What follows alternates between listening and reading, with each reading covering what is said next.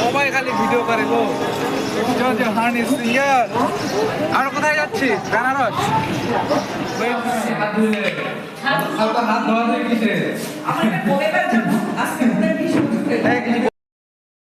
দেখো বড়দি ভাই বলছে ওই দেখো দেখো আমাদের ভিডিও করছে ভিডিও।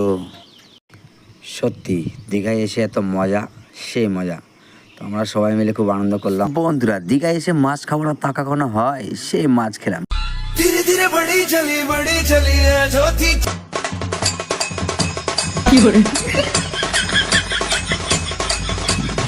দেখো আমাদের শুটিং চলছে, দিদি ভাই নাচছে, বড়দি ভাই নাচছে।